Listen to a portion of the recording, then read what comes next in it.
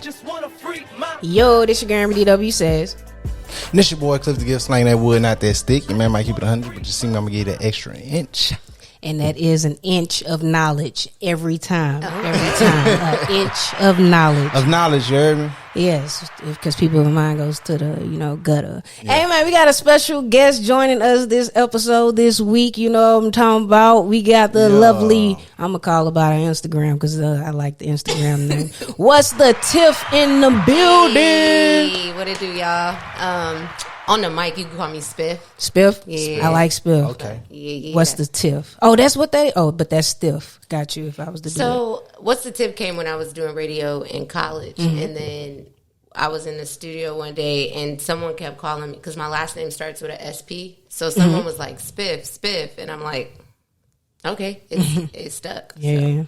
Yeah, I can dig it. So we got Spiff on the ones and twos. Clap it up, everybody. Thanks for having me. Nah, thank you for coming on, man. I appreciate this. This is going to be dope show because I was like telling my counterparts here that you're a dope personality and stuff, and they could probably learn a thing or two because we just like YouTube University and stuff like that. Yeah. And you're one of the ones that's out there actually like doing it constantly and stuff like that, and I just wanted you, shed some light and tell them how you even started your journey. But where are you from originally? Let's get let's start there. I'm from East Oakland, California. Okay. To be exact. But went to school all over Alameda, but Oakland is my home. Okay. Yeah. All right. So when did you get to LA? July 2018. Damn, you just got here. I know. It's only been 5 years. And you getting to it. Yeah, so I graduated and got an internship at Dr. Phil, which got me to even move down here. Okay. And you graduated from? San Francisco State University. Dang, I ain't say that name in a minute. But yeah, so growing up in the Bay, I never cared to come to LA, which is hilarious because I'm here. But then college, doing everything, production, they were they have a lot of alumni out here, so I took a class, connected with some alumni, applied for an internship, got it, and then that made me move down here July 2018. And the journey just been moving and grooving. So what did you go to school for? Everything, video, audio production. So how did you know, this is what I wanted to do, coming out of school or, going, out of high school? Because I still had to figure my shit out. I didn't know. Well, I always wanted to do radio. Okay. So my main thing is I wanted to do radio. And I knew a lot of the VJs or DJs at 106 Cameo, which is our radio station out there. So when I was in college, I would just shadow them, and I was like, oh, I want to do that. But then the classes I had to take a video production with a lecture. So we would have, I have to learn theory and all that, but then have to have a hands-on class where we're working cameras, learning how to write a shot list, write a script, all that jazz. So taking all those classes, I was like, ooh, I kind of like this. Maybe it's more to radio than what I want to do. So I just kept learning. Took a news field class. So I was a news anchor. I suck at that. And I don't like the news. So just tried a little different things. Was in a script writing class. Really enjoyed that because I do like to write. So just took a bunch of different classes. And when I was getting close to graduation, I was like, I could either stay here and do radio and take an internship there, or I could apply for some internships in LA and at Dr. Phil or ABC News that is down here. At the time, I had an alumni working at Gift Studios, which is in Burbank somewhere. So I was like, okay. And then I got the internship, and I was like, well, hey, I'm gonna just go and do it. And then I kind of just knew that I would be in some realm of this industry. Yeah. That's what's up, man. Yeah. And then knowing you wanted to be in one certain realm of this industry, exactly what was that major that you said you wanted to do when you first went? Well, the major at San Francisco State is broadcasting of electronic communications. It's mass communications at Southern, huh? Exactly. and I just wanted to make sure you put that out there because a lot of times people don't know exactly what they say they want to sign up for. And honestly, I think that's a good major because you got to take a year or 2 or 4 semesters of the general ed, but then you get to pick your electives. So you can start to gear towards what you want to do. So I had a lot of friends who wanted to be journalists. So they would take a lot of magazine classes or script writing classes or a lot of heavy writing classes. And for me, I was like, I want to know it all. Like, because I want to have my own production company. So I was like, I want to do it everything. So I took like film production, which was the news class. And some of the classes, like the film production, I was on the camera side. And there was another class, they were like the writers and all that side of it. So our classes would merge. Like, I'd be on the camera or whatever, and we'd switch. And so having to take all those classes, that's how I was like, okay, cool. Like, I could do everything. And some of the people, like, some people I've worked with nowadays, like, I run across some college students I went to school with. Mm-hmm. Like, one's a huge editor right now doing big stuff. So it's like, it's good to... And that's like one whole part of like college and everything too, is the networking aspect. You know what I'm saying? Like, because everything you said before, all of this was like your networking to even get you into that spot. Mm-hmm. Like, how important is that to you now? Like, how do you navigate through like actually networking with people? Ooh, my network is my everything. Mm-hmm. Like, that's my bread. That's literally how I work. Like, if I didn't have a network, I'd be working at Trader Joe's. No, for real. Because, like, honestly, all the jobs that I got, it was someone threw my name into the hat and someone picked it and was like, bet I'm a caller. And then when I go to work, I show up, I show out. So people are like, oh, I'm going to keep your contact. And then I start building. And then if I can't get a job, like if someone called me and be like, hey, do this, can you do this job? And I'm booked. I'll be like, I met this dope PA. I met Amber on this show. Let me give her number Tiffany to them. ain't called me for another job since, man. Yo.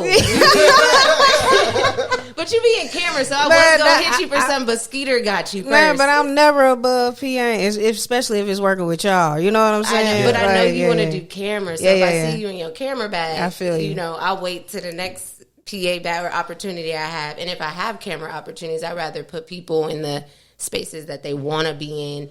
Granted, I'm not below nothing. I PA and AD all of it. But if I got a job to get you closer to where you want to be, I'm gonna call you for that. Yeah, I appreciate that. Yeah. But yeah, man, because it was just like I met Tiffany and lovely other people on Black Girl Erupted. Mm-hmm.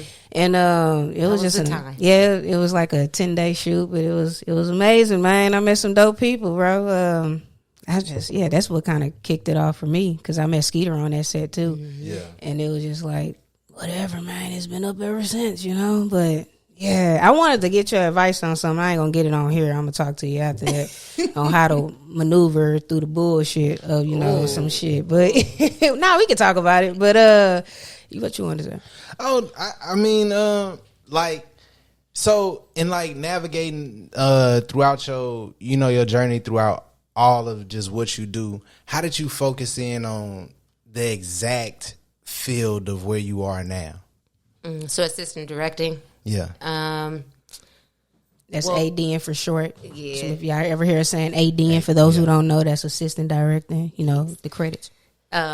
So when I interned at Dr. Phil, it was like you had to help. You're like a office PA or whatever. And I'm thinking like, I'm going to be behind the camera, all this other stuff. No, you're in the office helping accounting, costume. Like, you're all in that area. So I was just like, I don't want to do this. But then I met a good friend, Maya Giovanni. Mm-hmm. Shout out to Maya, man. Shout out to Maya. I met her, and we just clicked. And so she had connects with friends who were going to USC at the time. So she was producing something, and she was like, hey, you want to help me with this? So I became on as an associate producer. And then the writer of that was like, hey, you want an AD? Because I was very organized and everything when we would have meetings. And she was that like, organization. It's everything. Because everybody ain't got it. They don't. And I think I'm like, I love it. Like, I like being organized. My brain I do puzzles for fun. So it's easy for me. So she was like, first AD this for me. Never in my life had I first AD. I didn't know what to do. But she was just like, here's like a little pamphlet or whatever, read over it, see if this is something you think you could do. And I was like, yeah, I'll give it a try. Didn't make no day. It was like a 4-day shoot. We was overtime every time, but we got through it. And then she referred me to another student, USC student, who was working on her thesis. And she was like, I need an AD coordinator. Helped her with that. Met some other people. And I did like 4 shorts in the matter of like 3 months. And I was like, oh, this is the jam. This is my jam. I like this. And one of the professors that was on set with us one day, and he ADs on like union shows. So I connected with him. A couple months later, I got a call from somebody for a Disney Plus show, and they was like, you want to be a PA? I was like, sure. Interviewed, stepped on set. That was my first big television show. It was Big Shot, season 1 on Disney Plus. Okay. First team PA'd, which is like the cast PA.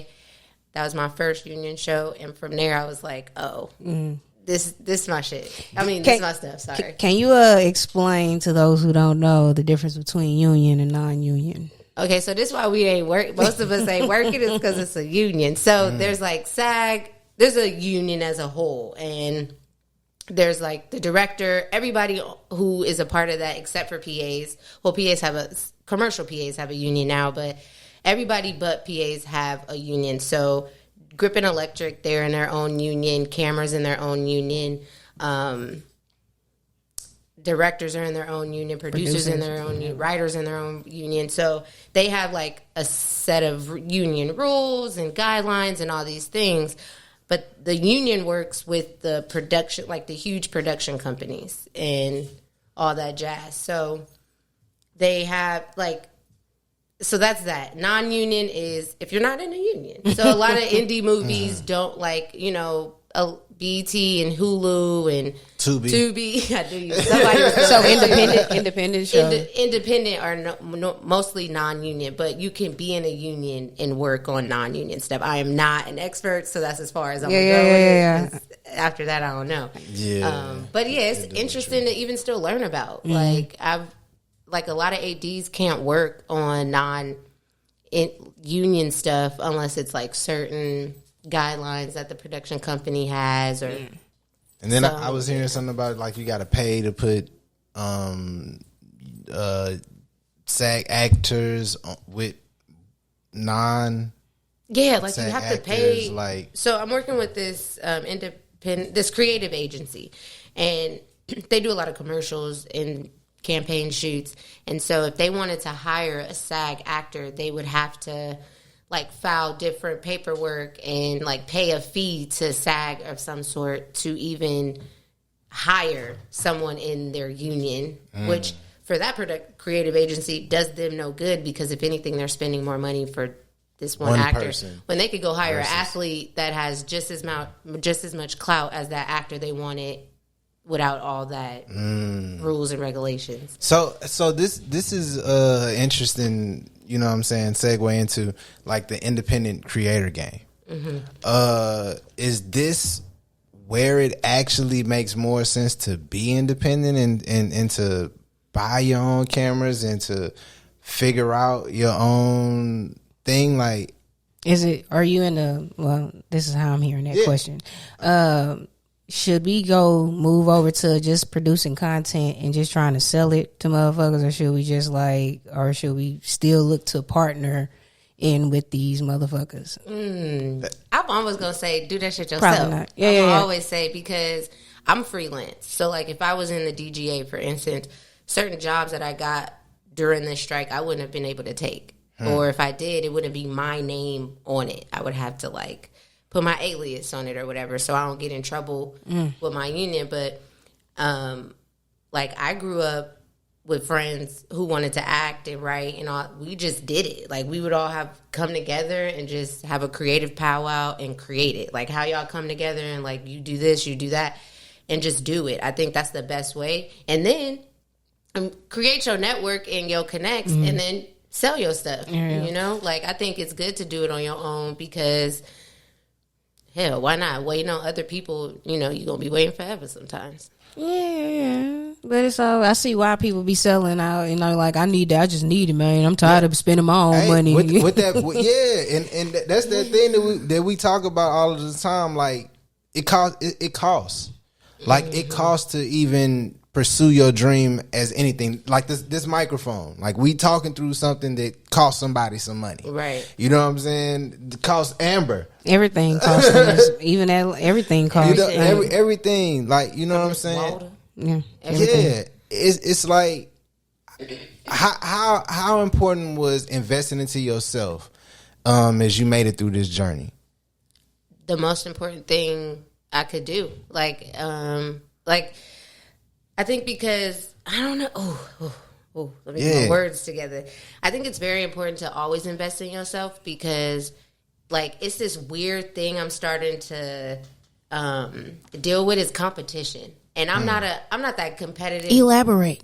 I'm not a competitive person, right? Like, I could play you in some Uno and spank you, you know, and talk some shit. But like when you get to a point where it's like instead of congratulating you for whooping me that time, and instead of being like, for instance, okay, I have a good collection of AD friends, and we all AD PA we PA on union stuff, AD on non-union stuff, and so there's a small group of us that be like, "Oh, I can't take this job, you take it," or "I got this job, I want to bring you on because I can bring people on." That group, that's family. Those my folks. We rock with each other on and off set.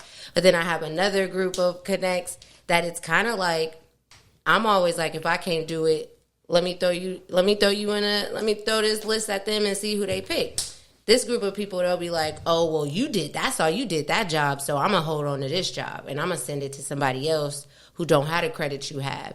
And I'm like, but they don't they don't have the experience that I have. And then that production you didn't burn the bridge with that production company because you didn't give them someone an experience because you didn't want to give me a credit. Because you want my credits. Yeah, now you can't recommend anybody anymore. You can't refer anybody. But then you write in my coattails like, "Hey, you got a job for me?" when ain't nothing popping. And I'm just like, sure, nothing. I ain't heard nothing yet, but if I hear something, I'll put you on the list. So it's like this weird competition thing, or like some people, it's a lot of people that's new to this. Like I'm new to it too. I've only been in it for 5 years, but there's people that just got in here, been doing it for 2 years, and did AD to Chris Brown video, and was on the Joker movie. It's something I interviewed for and didn't get. But I ain't salty because if it was for me, I would have had it. But it was yours. Facts. And if you in my network, it's nothing but hand claps for you regardless. But it's some people out there that's like, "Oh no, I don't like I hear her name too much. I'm trying to get her name out of here," which is like, it shouldn't be like that because our generation is the next generation that's going to take over. Like, we going to be the next Martin Scorsese's and the Ava DuVernays and all that stuff. So we should be supporting each other. We should be pushing each other in all the lanes that we could be in instead of trying to gatekeep. And it's a lot of gatekeeping, and I be peeping it, and I don't care to, like, engage or whatever. I'm just like, okay, I peep it and I won't work with you no more. But then sometimes I always end up on a set with someone I was like, I will never work with this person again. Oh, so you have said that before. I literally just said that. There's like there's like a handful of people that I was like, I will never, if I see their name on a call sheet, I'm passing. It depends though on the project, because if it's a big project, I just might. But it's some people, you know, it's part of protecting your energy too, and being freelance, being independent. You can protecting your energy is key because and that's that part of investing in yourself and making yourself valuable to where people gotta work with you. Exactly, and it's also about the energy you put out. Also, service too. Like if you be a good service, like just do good work. Be a pleasure. I like to say, be a pleasure to be around, man. You know what I'm saying? A lot of y'all don't be pleasurable people to be around. It'd be a headache. You know what I'm saying? Like, get your life. Anyway, damn, what I was about to say. I got it. Let's try it. Keith Leaf in the house. What the fuck is I about to say? I wanted to. I don't want to talk about it and get too technical, but not because that'll be me being petty. Why? I'll save it later because it's like names or whatever. It's I don't know, because I don't want to. You know, I'm not scared to say nothing, but Amber ain't scared to say no. But it's just like you ever been a woman in would you consider this like a male dominant industry? Yes, a white male dominant. Okay. Mm-hmm. All right. So do you have instances Say it for me. Instances. There you go. That's why I got my guy on here. Do you have it's teamwork for me. Yes. Do you have those instances where you got to put the I love the chemistry here. Anyway, where you have to, like, where you're right in a situation and you have somebody that's above you that's like, nah, it's like this, and it's like no, it's really not. And other people around can see that you're right too, but they not saying nothing, but they'll wait till that person go away and then come back like, oh man, I see what you was saying. It's like, hey, I don't need, and I'm a woman, and it's like, hey, I don't need you. They already gonna like question everything I say already because I'm a woman. And you a black woman. So don't wait till the motherfucker come around, like go away to be like, oh, I see, you was right. It's like, hey, call a motherfucker out right there. It's like, well, I'll be trying to keep, well, start by shutting the fuck up on both sides. More of the story, does that happen to you a lot? Like when you, like, in ADN, you write about certain shit and then it's like, no, we doing it this way. Fuck it. How often does that happen? Ooh, every set. How do you deal with it? Because it's stressful. It can be very stressful, and I think for me, I just zen out. And also, if like, say it's my first AD, like if it's my first AD and I'm the second or the second, like technically they have the final word on whatever. But if I'm being the best second or second at that I usually am, like I'm gonna help when, like, you're human, we make mistakes or we overlook things. Mm-hmm. I'm gonna help you out and be like, oh, we should do this, or you missed that, or I'm a people watcher, so I observe things that they aren't observing, and I bring that to their attention, and they be like, oh, they either dismiss me or, be like, oh, well, it's supposed to be like this or something, and I'm like, okay. And then the director comes around or a producer be like, why are we doing this? What is this? And I'm like, well, I said something. I did my due diligence, but unless I'm in charge, in the past 2.5 years, I've learned to kind of like, it ain't my problem. Like I did my due diligence. I said my piece. Like I put you on notice or whatever. What you do with that, especially if you're the one in charge or whatever, like it's on you. So I'm not the one that's gonna get look at stupidly if something go wrong or whatever. you're gonna have to fall on the sword on that.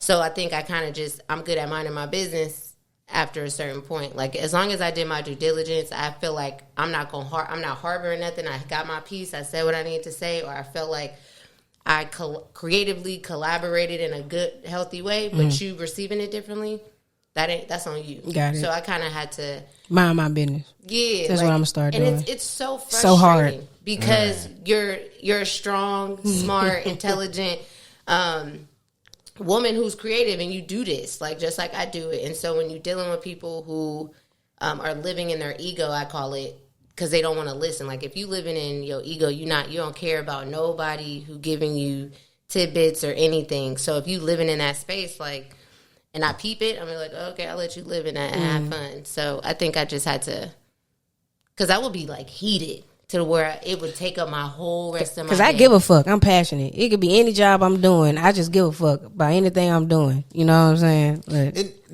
Even with this Poo Patrol, I'm passionate about that shit. You know what I'm saying? But it's like, nah, good people, you strike me as good people. You know what I'm saying? And so I know that when you be on set and stuff, you be looking out for people.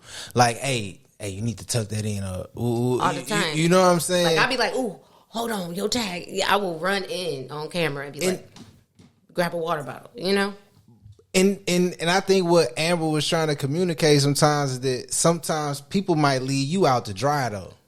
They don't come to your rescue the same way. Yeah. How do you navigate those through bitch assness? You know what I'm saying? How do you, and you're gonna keep working with them too. It's kind of I don't know. You just got to stand your ground. I think at a certain point, especially if you're going to if you work with this person more than once, it's time, you just going to have to stand your ground. Especially, for instance, for me, I've worked with a first AD a couple times on a couple different projects. And it isn't the strongest first AD that I've ever worked with. Like, there's room for improvement. There's room for improvement for everybody. So, not negating that, because there's room for improvement for me all the time. But on this particular project, I was kind of like peeping the holes, and it was like, it wasn't because, you going through something. It's because you purposely just don't give a fuck. Mm-hmm. And so me peeping that, it's like the first couple of days, I'm like, peeping stuff, and I'm telling him, and he just ignoring me, dismissing me. So then I'm like, okay, I'm going to just weasel in, and I'm going to go to the DP and the director and be like, look, background ain't going to be here for another 5 minutes. We could get this shot off while we wait. While he's sitting over here fiddling his thumbs.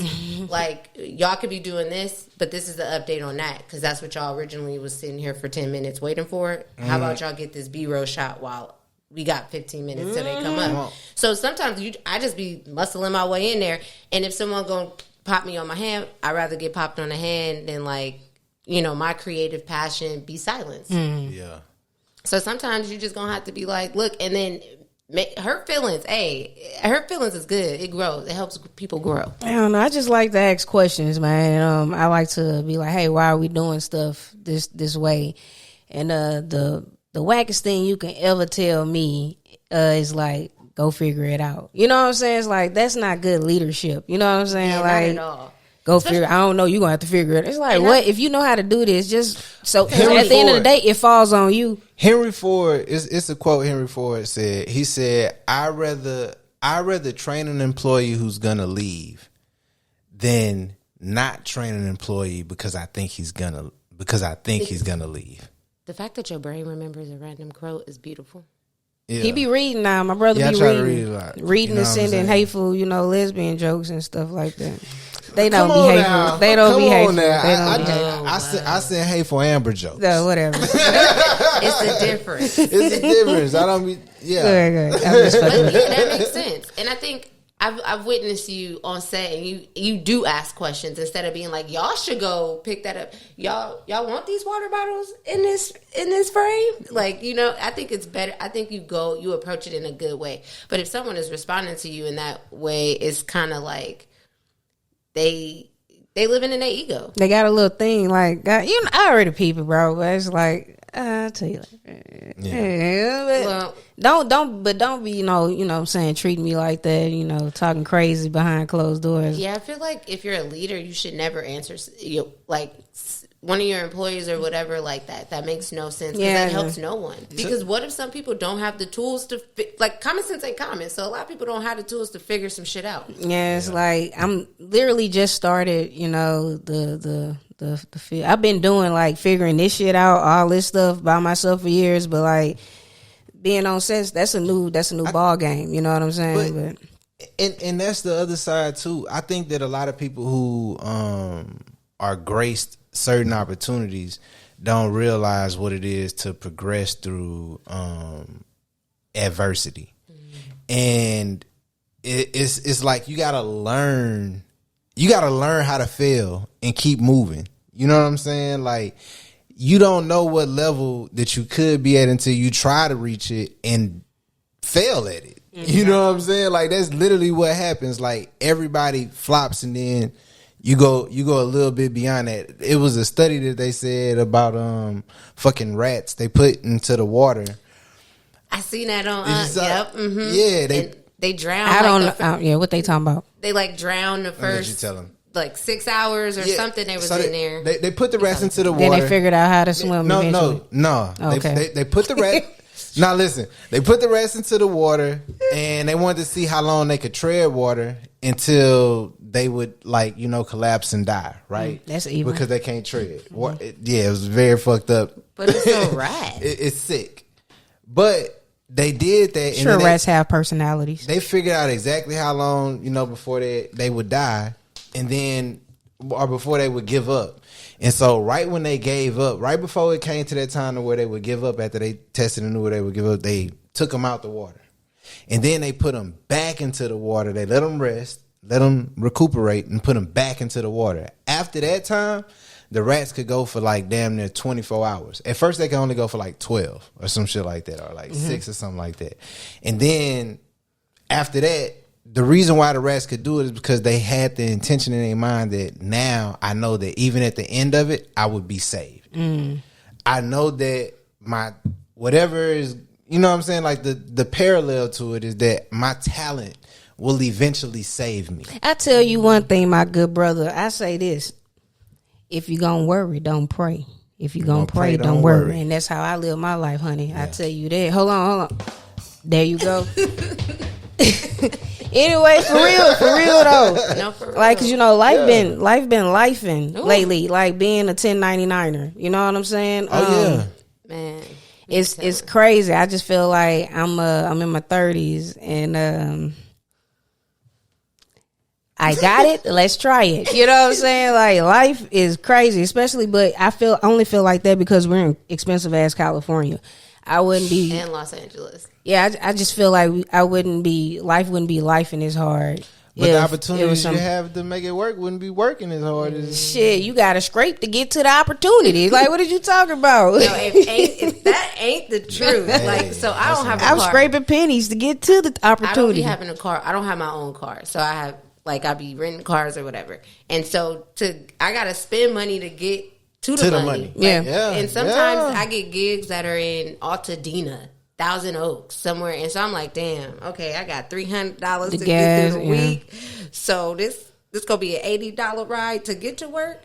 I'm gonna have to find a ride home. Okay. Yeah. It's a struggle, but on the other side of that struggle is a bag and experience, and you get to live your dreams. So. And this ain't forever. That's what I keep remembering. Yeah, it's not. This is not my forever end, but it's like, God damn, when they be like, it's beauty in the struggle. I'm not seeing the beauty until I get to the other side. Because right now, baby, I'm telling you, life is life, and I keep getting hit with tickets. Yeah, and that shit just. And it's but like, you got a smile on your face. Yeah, what I'm supposed to be. That's because I smoked the weed. I know this, man. If I ain't smoke, if I don't smoke weed before I wake up, go to the gym, I don't smoke before I go to the gym. But I notice that's when them rants be real nasty. But when I smoke, I go and delete them because it's like I don't even feel like that no more. You know, I need to stop getting on Instagram before I smoke, and that's the God's honest truth.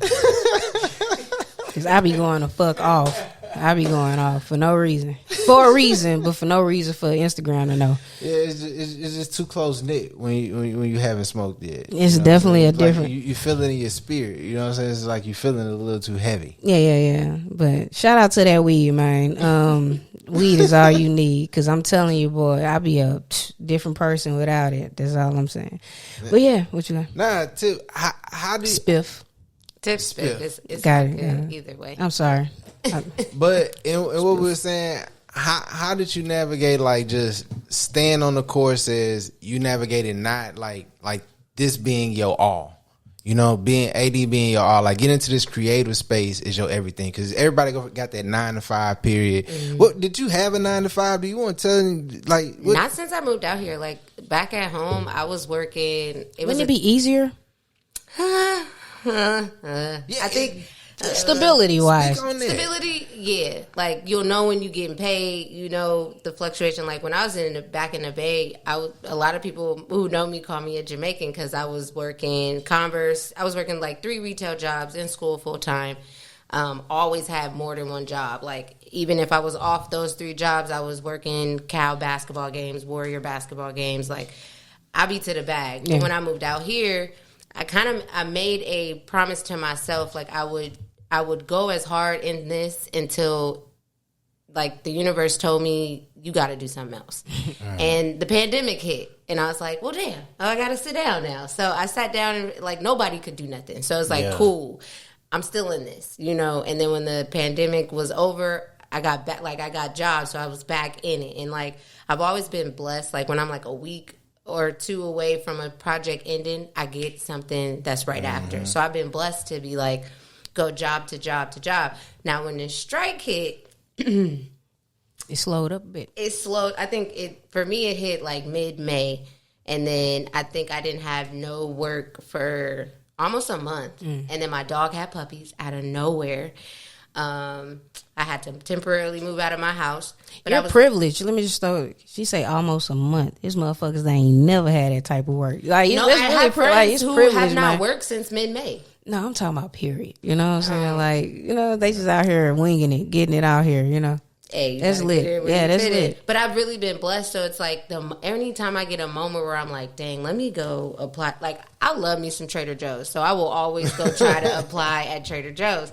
But I think it's like I'm always blessed to get something. And I'm not afraid to like hit up an accounting friend of mine and be like, hey, you got some files that need to be reorganized. Or I used to nanny when I first moved out here too. So I hit up some old families I used to nanny for and be like, hey, do you need your kid to be watched? Or y'all, you need help with anything, so I reach out in that ways, and I'm always blessed with another opportunity.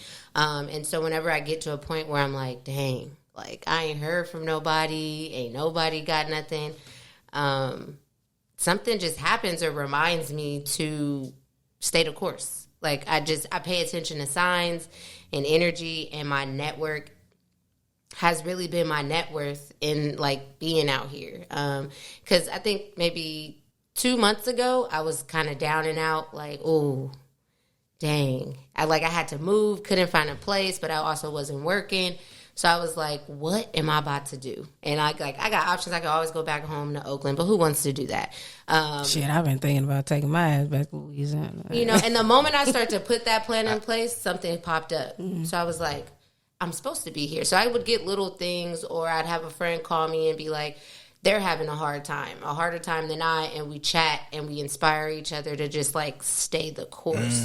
So I think it has a lot to do with my community that has really kept me afloat, because all my friends and even new friends are all doing something dope.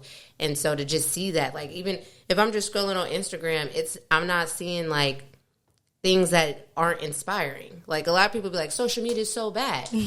Only if you use it in a bad way. A lot of my stuff is like cooking recipes, my friends doing dope stuff, art, and motivational things. Mine is like dick prints and body like dudes working out. I kid you not, because you work out a lot. Yeah, the dudes that be working out, they just got the dick print out. Hey, everybody has their own way of showing. That's literally what it is, and it's like what their life is. Man, I'll show you. You will see my. You don't gotta show me that. Man, I don't need to see your Explore page. Man, you know what I mean. If your Explore page, look how you told me Explore page. Oh, it's of dogs too now. But I believe your Explore page. I don't need. Yeah, but it's like a muscular dude. I don't even need to look at that. But anyway, man. But yeah, that's how I've been able to not get a 9-to-5, because also I did that. So I'm like, and I always told myself, once I left retail, I was like, well, I don't ever want to go back to retail if I don't have to. But this is... I did retail and I did financial aid for like 3 years. No, it might have been 2.5. Shit, I did his papers. I was a financial aid. Okay. No, and then I just, I was like, I've got to put my little 2 weeks in, and I went to school, and that's where I met him at. We've been locked in ever since, man. Zachy Chan. That's my guy right there. Your cameraman. That's crazy. That's my DP. But just something we was talking about earlier, and what you said is that you got a lot of different skills. You know what I'm saying? And you do a lot of different things great. And one of the things that we were saying earlier is that you got to pick something. You know what I mean? But from what it sounds like, having those different skills and having different things to be able to do in between those times, it seems like they worked out for you. Yeah. What is your advice on that? Because some people tell you to just focus on something so specifically, and like, my advice is just do you, honestly, because like I'm a big dreamer. Like I'm ambitious. So like I remember telling some of my mentors, like they're always like, so where do you want to be? What's your end goal? And I'm like, I want to do this. But a part of doing that, I would have did this, which is part of that. I would have did that. That's part of that. And they're like, well, you need to pick a lane. And I'm like, I'm in the lane that I'm supposed to be in. And if it's this lane for these 6 months, that's where I'm at. And if that lane merge into that, that's where I'm going to be for another 6 months. I don't believe life journey is linear.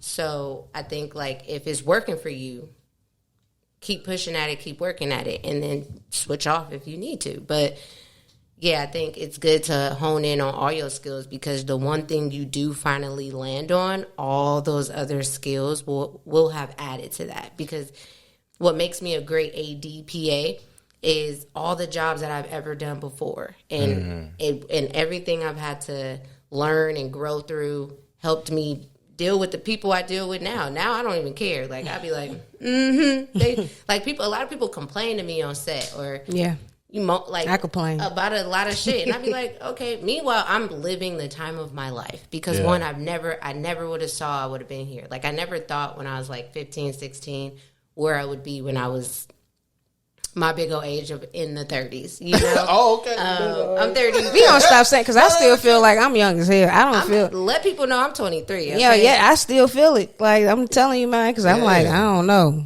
But the 30s. My mama had 3 kids by 29. That's all I'm saying. I'm 35, man. It's a blessing that I didn't. Damn, I should have hit you with damn. I hit it too late. Nah, because he only a couple years away from me. You is not old. Nah, I'm blessed though. Like, this people who ain't here. You know what I'm saying? A lot of my homies and shit. So yeah, and I'm blessed to live this life because I got a little cousin who 3 years younger than me with 4 kids, and I'll be like, kudos to you though. Yeah, but it could not be me. Kids a lot, man. And even my mom, like my mom and all them had kids way before my age. So it's just like, I'm going to ride this till the wheels fall off, you know? I'm trying to tell you, man.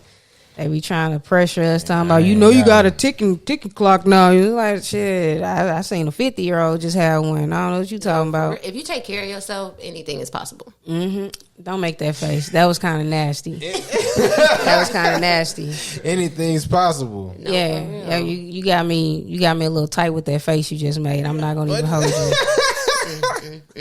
Because that just gave me vibes like when you get older, you gonna shoot for a younger woman. That's the vibe you just gave me. I just the face seemed like 50. Ugh, you do know when you get older, your woman gonna be 52, right? You gonna make that same face? He said no. He gonna be 50 later. Hold on, wait. I know a lot of 20-somethings dating 50s. That is true. Who? Men?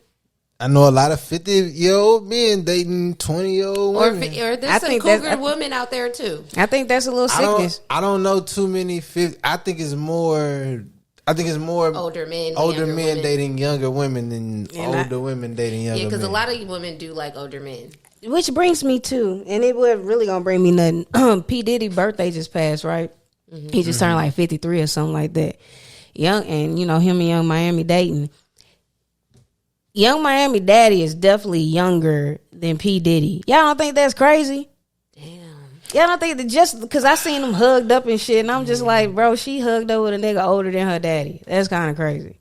That's wild. That is wild. I mean, especially because I would never date no man that's close to my daddy age. That's wild. But, like, come on. Like, I know he gives off a young vibe. Like, he not the regular 53-year-old, but I think money make a nigga do something strange.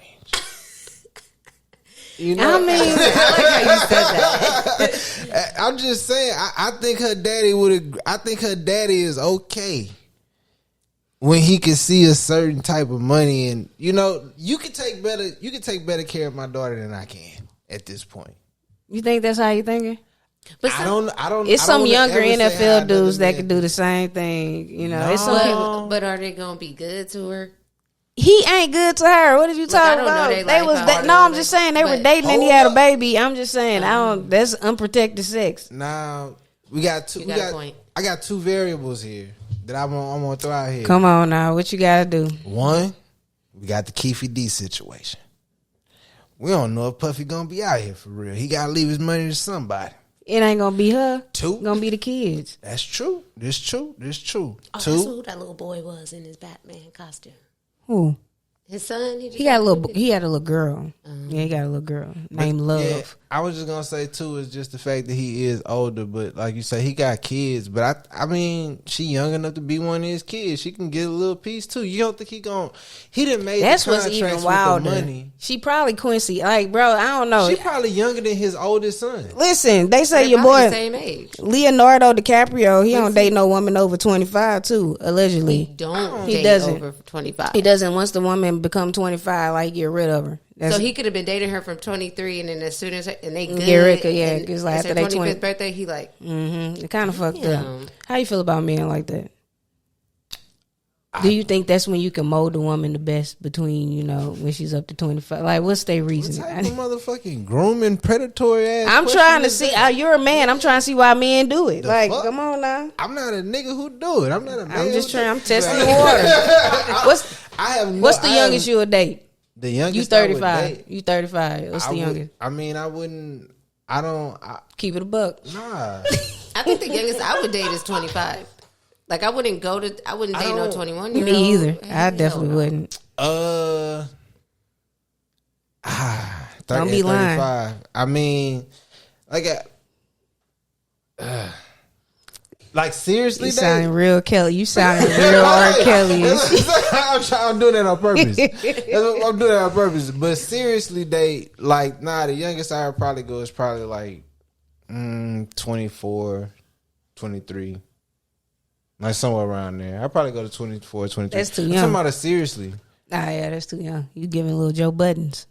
Yeah, Joe Budden, that's 10 years. Joe Budden date the little. Why would you want? You was 10 when they was born. What y'all got in common? That's a whole decade. Right, come on, that's a decade difference. All right, so other than your financial situation, and what can the 18?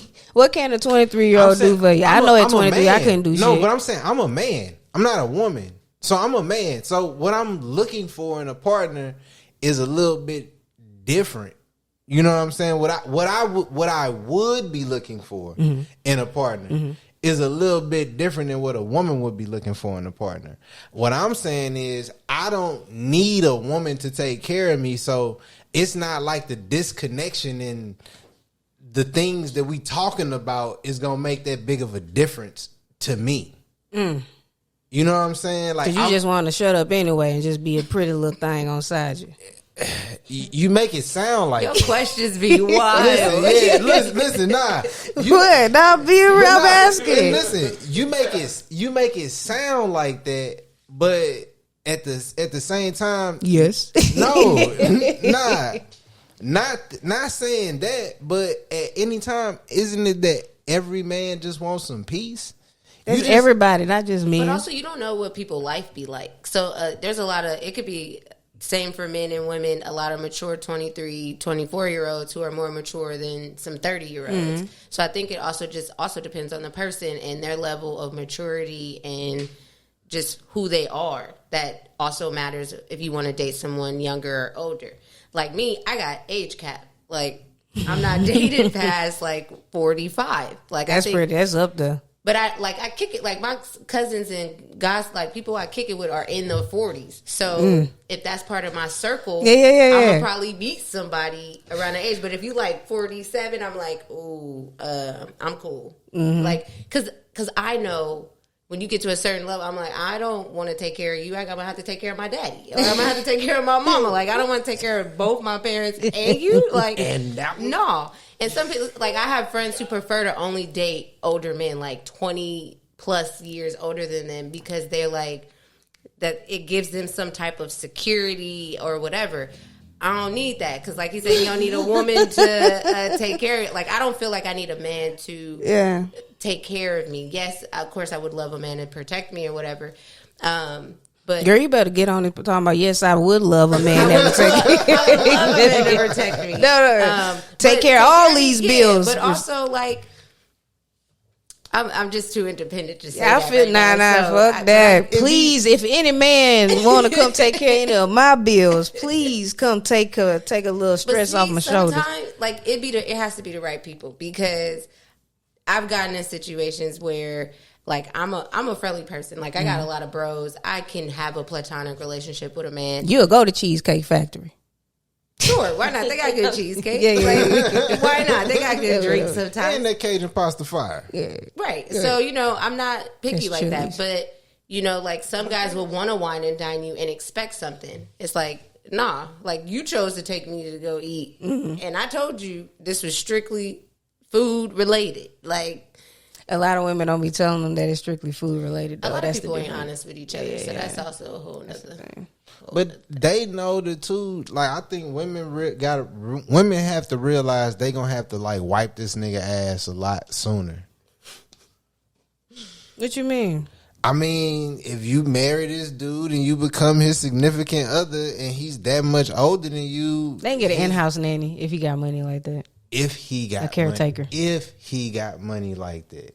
If they dating older, that's why. But what do y'all think the percentage of younger women dating older men is of having money and having that's not what I'm having trying to money? say. Because I think it makes a difference to. I think there's a lot more women who like older men with money, yes, versus older men for who ain't got shit, yes, right? Like for love, just for love. Like I think a lot of women rather. I ain't never seen no woman date an older man that wasn't able to provide. I'm gonna just tell you that right now. I ain't never seen no younger woman with no older bum. I ain't never seen no shit like that. Kid you not? When have you? I had a very dark joke. Please don't. Yeah. Please don't. Remember it so you can tell it later. Yeah. I had a very dark joke. Yeah, don't do it. Don't do it. No, I say all them niggas in jail. What do you mean? They all in jail. The older ones? Nah, the men that those younger women like that don't do nothing for them. It's a very bad. That's okay, got you. I see what you. Them niggas just got it. That was like a damn. I still ain't get it. Yeah, it's crazy. Yeah, it's crazy that Zach got it, but I didn't get it. And I really don't think he got it. He was just making faces. Because I kind of understand what he's saying. Yeah, nigga ain't got nothing to offer but candy. I'm weak. You mean dick? No, I'm confused. It's not even. You just. I guess common sense ain't common. You made it super dark, but yeah, because I just. She said what, dick? Like, are we talking about like snapped or something? What they in jail for? Amber, just don't even worry about it. Don't be mad at me because the joke ain't lined up on me. Nah, you know, I'm the line sinker, whatever it's called. You know, nah, it's there. You just lost it. Damn. Anyway, okay. Well, in other news, yeah. So listen, what was we talking about? Younger. Nah, we was talking. Yeah, we was talking about the. So you said 23. Yeah, for me, 23, 24. I'm in no way in search of the word am I looking for any young woman. To be clear. Yeah, I was gonna put that disclaimer, but be on the watch out for all the 23-year-olds. I'm just fucking with you, man. I'm just fucking with you. But yeah, man. This has been a nice episode. You got anything else you want to talk about? What was we supposed to talk about? I mean, I think we really covered a lot. Yeah. But I thought we had some. We did talk about surviving at our big old age. I think we like skated past that pretty fucking fast. I don't think we helped any of our people out when we asked them how we surviving. Oh, I do know how. If we just move the fuck up out of California, and just say fuck this place, we'll do better. I'm just telling you right now. Like, I agree. Together, me and like we really do make a little too much money not to like even be able to get like I don't even think I make enough money not to be able to get food stamps. I really do want some food stamps. I'm gonna just put that out there because these inflation prices are crazy on the food. So if you if anybody want to get together, milk no more. I know we striking other things, but if y'all ever want to get together and be like go striking and like I just think storm the food people, the EBT place, and be like, this is crazy. Drop the income rate or something. I'm down to do some shit like that. They over there sending a bunch of money across seas right now, and this nigga's over here paying $8 for eggs, and it's homeless people over here. Like. Yeah, some of them choose to be homeless. I ain't gonna hold you right here. Because they live in lavish in tents sometimes. Dude had a whole little TV set up on the corner, didn't he, with a queen size bed here by the park. Right here at the corner. Kid you not. See, he living rent free in America. We had to walk on the street and endanger ourselves of getting hit by a car. Yeah, because he over there living in a studio apartment. Nah, but I'll be fucked up if I go over there and knock that shit down. You know what I'm saying? Then I'm the evil one. That's fucked up. They ain't got nowhere to go. She hate homeless people. Like, damn. You got a TV in a whole ass bed. That's crazy. Fuck. I want some. Him and his partner was in there chilling on the couch drinking the beer. Niggas was just in that bitch cooling like the clubhouse. Hey, before we dip though, my homie here, he got a chance to try that mom's house. And oh yeah, that's it. He got it and he liked it. Shout out Mom's House, man. I know I be hyping it up a lot. Is that the place with the shrimp? Yeah, shrimp and the What time they close? No, I'm kidding. 10. I look at it. I look I at it. think 10. I think good though. I can't he came before. I ain't hype it up. I'm telling you, man, that shit. It's good. Macaroni. They need more business, man, because I'm over here promoting them for real, because I don't want them to move from over here, because every time I go in there, they don't really have like people in there. So if people don't come in there, right, they got to close shop and get on. So please go get them people some service, because it's really good food, the best food I've had that's close to Louisiana since I've been out here. I kid you not. No, you wouldn't say that. Who you got? Well, I got who you got on top of them. Darrow's was cool. I ain't never heard of Darrow's. Darrow's is in Carson. Darrow's is cool. Better than them. It's about what I don't have to drive out there then. That's all I want to know. It's about what R&J Soul Food was better than them. I think their quality has went down now. So I don't even know why you brought them up. That was null and void. Bayou Nipsey people over there on Nipsey people Bayou they was fire, but they closed now. What? I'm just trying to name all these places that I'm just saying, like, man, they the new spot. They a new little spot. See how niggas do? Like spot. He tried the shit like all these places could top it, but they ain't even open. No. Yeah. None of them ain't even open. Well, I mean that's not because they used to be good, but the quality fell off a little. Nah, that's not a testament to their quality exactly. That's a testament to the times. Man, in the fucking show. Wrap it up. I'm weak. All right, man. This has been a dope episode. Thank you for stopping by. Do you want to plug yourself? We're going to tag it anyway, but plug yourself. You can follow me at What's the Tiff _What's the Tiff on Instagram. If you need an ADPA, holla at your girl. And we out here, baby. Thanks for having me. Thank you for coming. Thank you. In the fucking show.